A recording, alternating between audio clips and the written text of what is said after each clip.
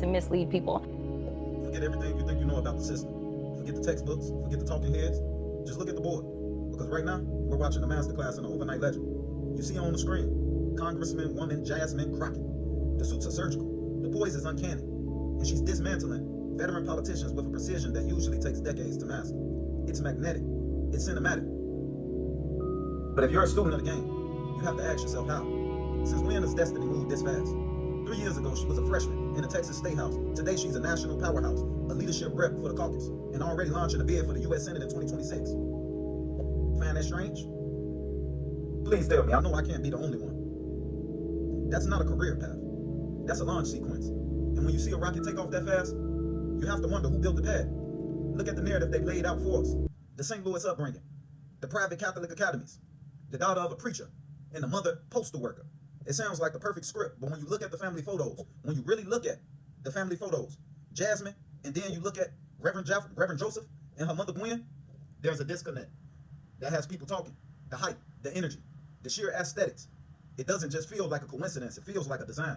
The word on the streets is that those parents aren't her biological parents at all, but part of a carefully curated backstory designed to give her the ultimate grassroots cover up. People are whispering that she's a government plant, and I believe so too. I know so. The ultimate political avatar.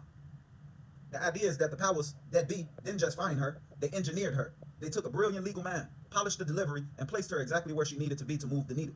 Think about it. The legendary Eddie Bernice Johnson holds that seat for 30 years, and the moment she steps down, she handpicks the one person with the fire to go national overnight. It's the perfect move. If you wanted to create a leader who looks like us, talks like us, and fights like us, but moves with the machine, wouldn't she be exactly what you built? Some say she's a sleeper agent for the establishment, designed to capture our energy and channel it exactly where the states want it to go. I'm not saying she isn't brilliant. I'm saying her brilliance is the very reason she was chosen to be the face of a much larger government-backed play. So when you watch her, don't just listen to the words. Please don't. Do not just listen to the words. Watch the chessboard.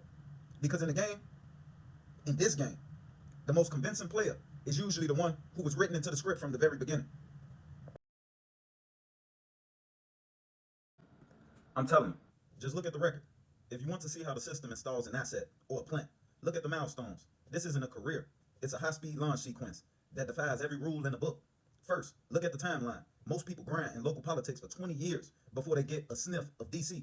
Jasmine, she spent 2 years in the Texas State House, and then boom, she's in the U.S. Congress.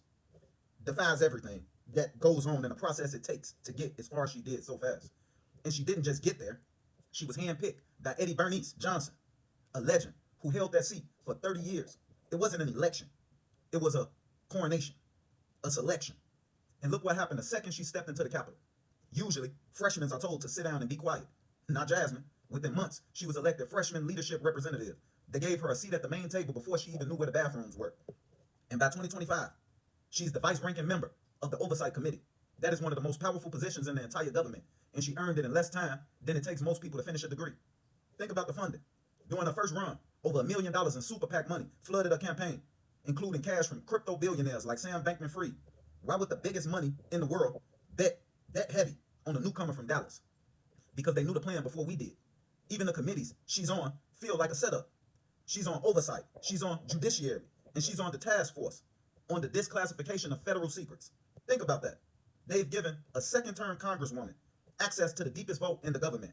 And now, just like that, she's announced she's running for the U.S. Senate in 2026. She is moving through the levels of power like a character in a video game with the cheat codes turned on.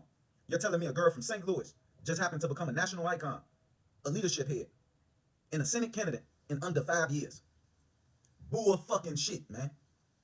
She was selected, not elected. She working with them people, man. Them people are backing her.